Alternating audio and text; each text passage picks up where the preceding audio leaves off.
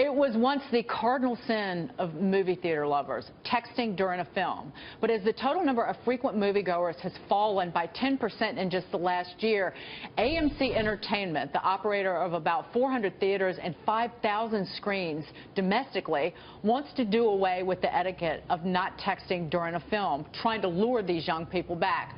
2 thumbs up or 2 thumbs down to texting. Joining us are not thumbs. We've got 6 thumbs right here. Greg Gutfeld show correspondent Joanne Nosachinsky, comedian Dave Smith, and Shelby Holliday from the Wall Street Journal.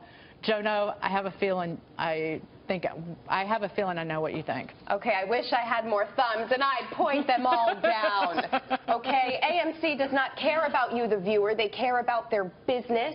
Okay, and they want to boost profits, but at what cost to society? Okay, already these phones are ruining our lives, and we should not bend to the trend. Shelby, how is this a good idea? I have so many things to say about this. I actually think it's the right move, and I would like to see it go even farther because, I mean, first of all, this announcement kind of made me laugh. No matter how many cute, kooky, creative ways you find to tell people to turn off their phones before the movie, people use their phones. They're already doing it. It's just a formal acknowledgement that this behavior already happened. Not if they're in the movie theater with me, because if I see the screen light up, I get out of my seat and walk down 4 aisles in front of 4 rows in front of me and tell them to turn the phone off. So you're the movie theater police. But yes. I mean, I think from a business perspective, AMC has no choice. This is a company that is betting on generations of attendance. They are acquiring screens across the country. This pending merger would make them the biggest movie theater operator in the world. They're investing in concessions, these fancy food and drink offerings. They need attendance. They need to sell tickets. And they can't afford to shun an entire generation of these text-happy, ADD. Dave, you look like a guy who texts in the movie theater, even though they tell you to turn it off. And other things. Because you're so popular. It's taking all of my willpower to not check my texts right now, just to get through this. Because I'm boring you. No, I agree with you. I think this is a great move because you made the perfect point. People are already doing this. No one pays attention to those messages at the beginning that say don't text. They also tell you you're texting during those messages. Yeah, and they also tell you not to litter.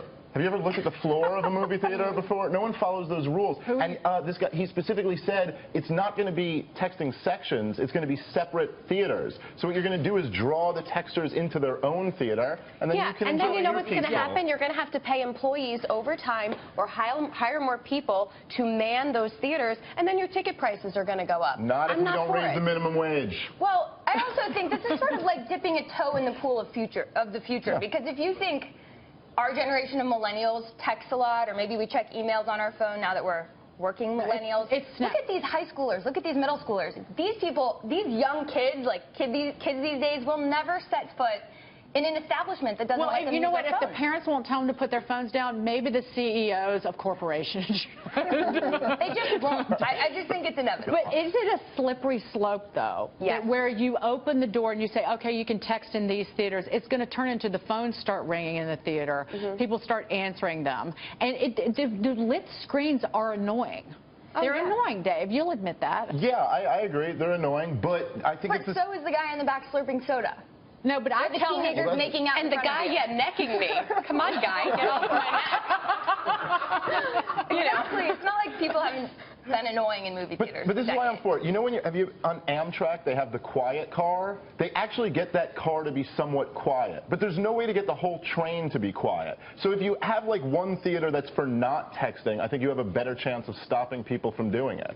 That's a great analogy. No, until I accidentally buy the ticket for the texting theater, and then you lose a customer for life, AMC. Where are you? Listen, I can't help it if Joanne got the wrong ticket and is being molested in theaters, all right? But for the rest of us, I think this is a good plan.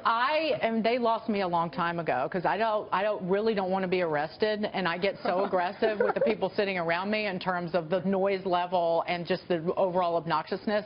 I just stay at home and watch Netflix. Yeah. Well, there you go. They're competing with so many other screens. They have to bring millennials in. Shelby, Dave, and Joanne Nosachinsky. Thank you so much. Megan. Lovely. Y'all got to come back.